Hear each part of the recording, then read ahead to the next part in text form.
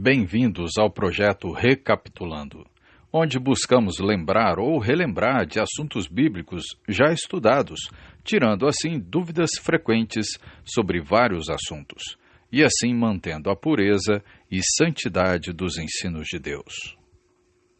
Por que eu devo ser membro da Igreja do Novo Testamento? Bem, se você deve ser membro da Igreja do Novo Testamento, deve haver algumas razões plausíveis e convincentes para isso. Além disso, você pode estar avaliando algumas ideias que não são razões válidas para se tornar um cristão do Novo Testamento. Então vamos ver 2 pontos. Razões insuficientes para você se tornar um cristão do Novo Testamento e razões suficientes para isso. Então vamos ver o primeiro ponto.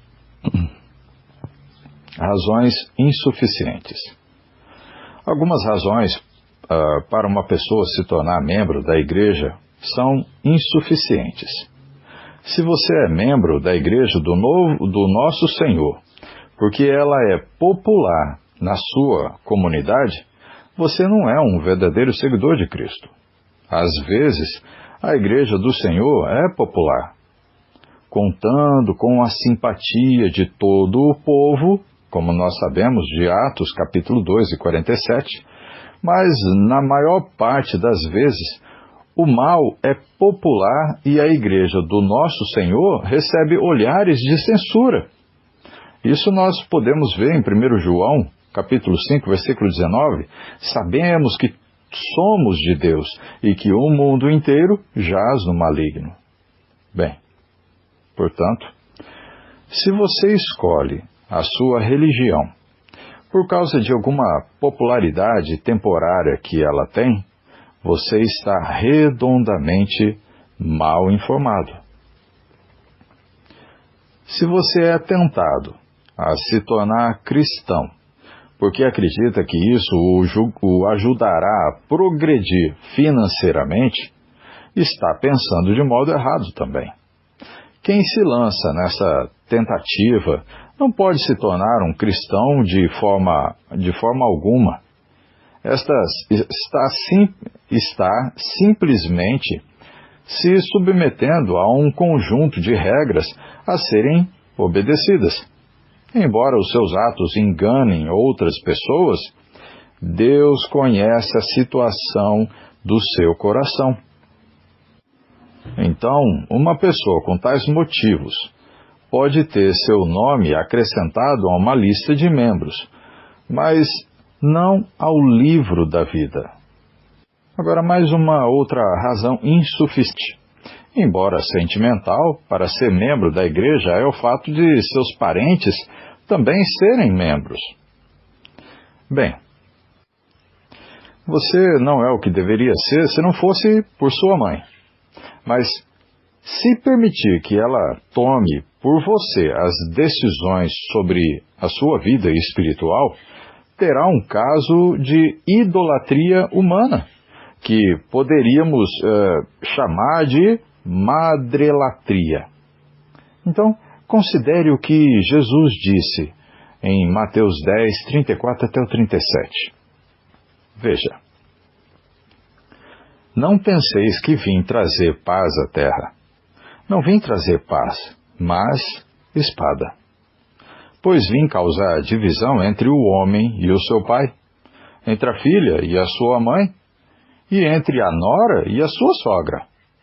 Assim, os inimigos do homem serão os da sua própria casa. Quem ama o seu pai ou a sua mãe mais do que a mim, não é digno de mim. E quem ama o seu filho ou a sua filha mais do que a mim, não é digno de mim. Agora, se um amigo lhe dissesse assim, você precisa da igreja, e a igreja precisa de você. Bem, então essa pessoa está parcialmente certa. Sim, você precisa da igreja, mas a igreja de Deus não precisa de nenhum indivíduo. Se você pensa que está fazendo à igreja do seu bairro um favor por ser membro dela, então você não está pronto para ser um cristão. Esse tipo de pensamento está longe da atitude de humildade que é característica dos que estão no reino de Deus. A igreja que Cristo viveu, a igreja de Cristo, viveu quase 2000 anos antes de você nascer e ainda continuará vivendo, mesmo que você nunca se torne um membro dela. Então nós vimos algumas razões insuficientes. Agora vamos ver então as razões suficientes. Bem, assim como o acidente está longe o Ocidente está longe do Oriente, é enorme a diferença entre um cristão e um não cristão. Uma vez que você reconhece essa diferença, ainda que num nível pequeno, não irá esperar nenhum minuto para obedecer ao nosso Senhor e se tornar membro da sua igreja. Então, analise os seguintes contrastes que nós temos. Vamos ver a situação de um cristão. Diz assim, um cristão, ele é cidadão, ou os cristãos são cidadãos, são amigos de Deus, são santos, os cristãos são vivos em Cristo, também na sua maravilhosa luz e também sob a proteção de Deus. Agora, o não cristão. Bem, os não cristãos são, conforme a Bíblia, estrangeiros. Os não cristãos são inimigos de Deus, são pecadores, são mortos no pecado, e os não cristãos vivem no poder das trevas e estão sob o domínio de Satanás. Então, como é horrível estar morto no pecado, como é trágico estar sem Cristo, sem Deus e sem esperança. Como Salmos 39:4 diz, dá-me a conhecer, Senhor, o meu fim, e qual a soma dos meus dias, para que eu reconheça a minha fragilidade. Como é desoladora a ideia de que você está sob o poder das trevas e do domínio de Satanás. Imagine a força do pensamento de que você está sob a proteção de um Pai, que é o Todo-Poderoso. Veja, e se você se tornar um cristão, estará escondido com Cristo em Deus, e ninguém terá o poder de tirá-lo dali, desde que você queira. Se estes contrastes não o fazem querer obedecer a Deus, ainda há outras razões que são difíceis de se ignorar. Então vamos ver algumas razões. Primeiro, por causa da gratidão. Se você não for por nenhuma outra razão, você deve servir ao Criador por causa da gratidão. O Deus misericordioso lhe deu vida. O que você fez para isso então acontecer? Aquele que se preocupa com todos colocou você num belo e grande mundo. O que você fez para isso acontecer? Tudo aquilo que lhe traz felicidade vem de quem? Vem do Pai das luzes, em quem não há variação ou sombra de mudança. Isso Tiago, capítulo 1, versículo 17. Você consegue comer o pão de Deus e respirar o ar dele, e ainda assim permanecer em rebelião contra ele? Você consegue olhar para o quadro que ele pinta diariamente de um sol, de um nascer do sol, e ouvir uma sinfonia regida por ele nas matas e ainda não fazer o que Deus pede que você faça? Bem, você consegue ser ingrato a ponto de rejeitar as bênçãos de Deus e recusar-se a obedecer a Ele, tornando-se então um cristão? Obedecer a Ele é uma maneira pequena de dizer a palavra obrigado. Apesar de tudo isso, todos nós somos servos inúteis. Se você consegue ser tão ingrato pelas bênçãos temporárias de Deus a ponto de menosprezá-lo, com certeza, quando olhar para o corpo despedaçado e ensanguentado do Messias, você não conseguirá mais rejeitá-lo. Por que o rosto de Jesus estava tão fatigado e sua carne sangrando? Que mal ele havia feito então?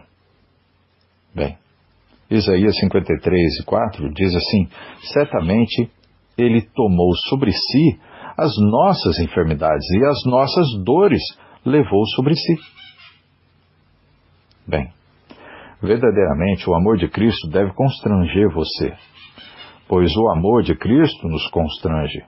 Julgando nós isso, um morreu por todos, logo todos morreram. Isso em 2 Coríntios 5:14. Consequentemente, você não deve viver para si mesmo, mas para Ele, que morreu por você e ressuscitou dos mortos. Bem, se um coração agradecido não comovê-lo a obedecer a Cristo, olhe para as ricas bênçãos reservadas aos cristãos e a ninguém mais do que os cristãos. Os pecadores recebem bênçãos físicas da mesma forma que os santos dedicados, mas as bênçãos espirituais pertencem aos chamados para ser santos. Os membros da igreja. Vamos ver 1 Coríntios capítulo 1, versículo 2. Paulo aqui, então, escrevendo a sua primeira carta aos irmãos coríntios, diz assim, capítulo 1, versículo 2. A igreja de Deus que está em Corinto, aos santificados em Cristo Jesus, chamados para ser santos, com todos os que em todo lugar invocam o nome de nosso Senhor Jesus Cristo, Senhor deles e nosso. A chuva cairá sobre o seu jardim enquanto você estiver em rebelião contra o Filho do Homem. Mas você jamais terá a alma purificada e alvejada enquanto não se tornar um cristão. Então, como Atos capítulo 2, versículo 38, lembrando novamente, diz o quê? Arrependei-vos, e cada um de vós seja batizado em nome de Jesus Cristo, para remissão dos vossos pecados, e logo após recebereis o dom do Espírito Santo. É assim que diz lá. O brilho do sol vai animar e revigorar a sua vida, mesmo se você permanecer em inimizade com Deus por todos os dias da sua vida. Mas o dom do Espírito Santo jamais será seu, enquanto você não obedecer ao Evangelho de Cristo. Você pode construir uma boa casa e ser iníquo o tempo todo, mas a morada celestial está reservada somente para o povo de Deus. As coisas que são eternas pertencem somente aos cristãos. Jardins são comidos, o brilho do sol desvanece e as casas ficam o quê? Velhas. Mas a remissão dos pecados, o dom do Espírito Santo, a esperança da glória imortal, essas coisas duram e continuam sempre novas. São as únicas coisas que importam em todo o mundo e ninguém, senão um cristão, pode obtê-las. O vale da sombra da morte não é um horror para um filho de Deus. Um cristão pode ir para o túmulo e sorrir diante da morte, e até escarnecer dela. 1 Coríntios capítulo 15, versículo 55, Paulo dizendo: onde está, ó morte, a tua vitória? Onde está, ó morte, o teu arguilhão? Então, graças sejam tributadas a Deus, o qual nos dá, a nós cristãos, a vitória através de quem? De nosso Senhor Jesus Cristo. 1 Coríntios 15, 57. Agora, mais uma outra razão suficiente para você se tornar um cristão. Porque é bíblico.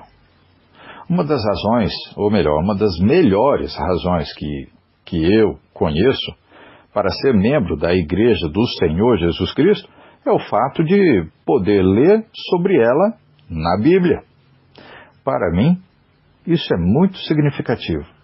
Eu ficaria preocupado se eu fosse membro de uma igreja nunca mencionada por Deus em seu livro santo. Se alguém lhe pergunta sobre a igreja da qual você é membro, você é capaz de abrir as Escrituras e dizer: será que você pode? Aqui está o trecho em que o Senhor mencionou a igreja da qual eu sou membro. Será que a gente pode responder dessa forma? Você pode fazer isso se você é membro da igreja que pertence a Jesus. Em Mateus capítulo 16, versículo 18, Jesus disse assim: a minha igreja. Ele não disse as minhas igrejas, mas somente a minha igreja. Só uma. Existe apenas uma instituição dessa revelada nas Escrituras, não mais que uma. Eu quero fazer parte dessa instituição bíblica. Ela é chamada de a Igreja de Deus. Mas aonde? Atos capítulo 20, versículo 28 e 1 Coríntios 1 e 2, como nós lemos. Mas vamos lá, Atos 20, 28. E diz assim: atendei por vós e por todo o rebanho sobre o qual o Espírito Santo vos constituiu bispos, para pastoreardes a igreja de Deus, a qual ele comprou com o seu próprio sangue. Bem, grupos locais de cristãos eram chamados de igrejas de Cristo. Romanos 16 e 16. Paulo, então, escrevendo essa carta de Romanos, capítulo 16, versículo 16, diz assim: saudai-vos uns aos outros com ósculo santo. Todas as igrejas de Cristo vos saúdam. Então, você não quer ser membro de uma igreja que é especificamente mencionada na Bíblia? Eu teria receio de comparecer perante Deus no juízo, tendo que dizer: Senhor, eu passei toda a minha vida na terra, numa igreja que não é mencionada na Bíblia. Eu não teria coragem. Bem, a igreja que Jesus edificou é uma igreja universal, o que significa que ela é mundial quanto à sua missão.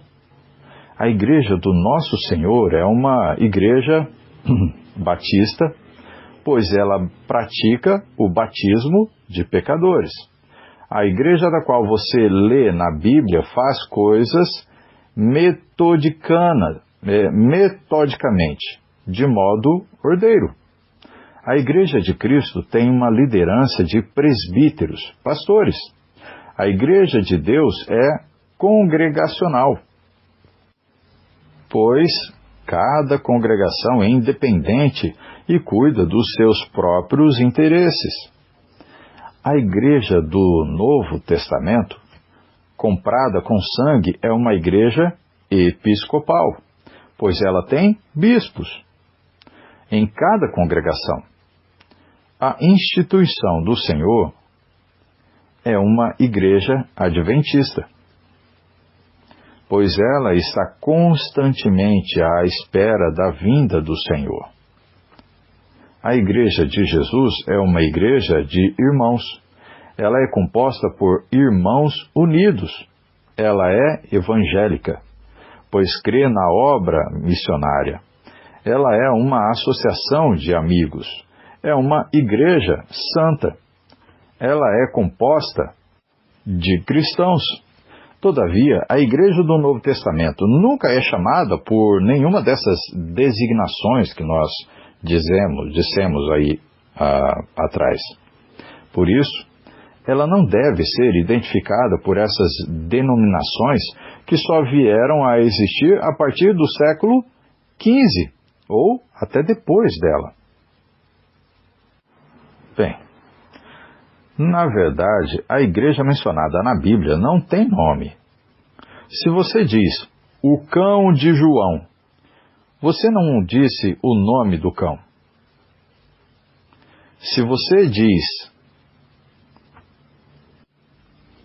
a esposa de José, você não disse o nome dela. Você mencionou o nome do marido dela, mas não mencionou o nome dela. Se você diz a Igreja de Cristo, não deu um nome à igreja, apenas disse a quem ela pertence. Sendo assim, a igreja bíblica não tem nome, só tem o dono. Porque a igreja é um grupo de pessoas reunidas que pertencem a quem comprou elas, Jesus. Existem denominações criadas por homens e mulheres que alegam pertencer a Jesus. Eu não sou, e nem quero ser membro de nenhuma delas. A origem delas é terrena. A Bíblia não apresenta uma descrição delas e o sangue do nosso Senhor não as comprou. Estou lançando um apelo para que você procure a igreja pura, não denominacional, que foi comprada com o sangue de Jesus. Isso Atos 20 e 28. E para que você use a linguagem bíblica ao referir-se a essa instituição pela qual o nosso Senhor voltará. Veja Efésios 5 e 23. E diz assim: porque o marido é o cabeça da mulher, como também Cristo é o cabeça da igreja, sendo este mesmo o Salvador do corpo. Você não pode ser salvo sem o sangue de Cristo. Isso Mateus 26, 28. Cada gota do sangue de Jesus foi para a sua igreja. Atos 20 e 28 que a gente leu.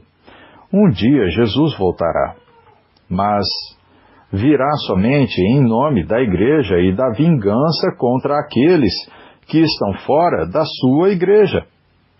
É verdade que há membros infiéis dentro da sua igreja, os quais ele expulsará e atirará como espinhos e abrolhos, Hebreus 6 e 8, cujo fim é serem queimados. Mas não há salvação para ninguém fora da sua igreja. No dia em que ele vier construir as joias do seu tesouro, constituir as joias do seu tesouro particular, isso Malaquias 3:17, essas joias serão purificadas pela fonte de onde jorra o seu sangue. Ele prometeu reclamar para si cada uma dessas joias. Jesus é o Salvador do corpo, Efésios 5:23, o cabeça sobre todas as coisas, a igreja, a qual é seu corpo, Efésios 1:22 e 23. Ok, vamos concluir. As boas razões para se tornar membro da igreja do Novo Testamento são incontáveis e as bênçãos derramadas sobre o cristão são imensuráveis. Você é agradecido a Deus pelas bênçãos que Ele tem lhe dado? Você é. Você já leu nas Escrituras sobre a igreja que Ele estabeleceu? Se você deseja aceitar o credo, o Salvador e o destino eterno dessa igreja, então está na hora de você se tornar membro do corpo de Cristo. Se você crê em Jesus Cristo como Salvador, Filho de Deus, está na hora de fazer essa confissão, assim como Pedro a fez em Mateus 16, versículo 16. Agora veja Romanos 10:10.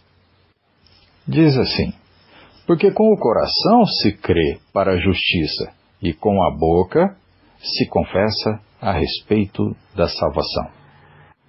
Bem, se você quer viver para Cristo, está na hora de se arrepender dos seus pecados. Atos 2:38, que diz assim: respondeu-lhes Pedro: arrependei-vos, e cada um de vós seja batizado em nome de Jesus Cristo, para a remissão dos vossos pecados, e recebereis o dom do Espírito Santo. Então, precisa lavar os seus pecados através do batismo. E como a gente sabe, em Atos 22, versículo 16, que conta a história de Saulo, quando se tornou cristão e foi chamado de Paulo por Jesus, Ananias disse então assim para Saulo, lá no versículo 16, capítulo 22, versículo 16, e agora, por que te demoras? Levanta-te e recebe o batismo e lava os seus pecados, invocando o nome dele. Bem, e agora? Você tem razões suficientes para se tornar membro da Igreja do Novo Testamento? Acredito que sim, porque todas as razões nós vimos diante da Bíblia. Nós verificamos todas elas. Seja um cristão fiel, se torne um cristão fiel e seguidor da igreja que Cristo edificou. Nós somos parte dessa igreja, e essa igreja é o corpo de Cristo, formado por pessoas. Que Deus conceda a cada um de nós uma fé verdadeira e genuína, baseada na palavra de Cristo. Que Deus abençoe a cada um. Em nome de Jesus. Amém. Quer saber mais desse e de outros assuntos do projeto Recapitulando? Se inscreva e clique em notificações e assim receberá avisos de novos estudos bíblicos. Que Deus abençoe a todos, em nome de Cristo. Amém.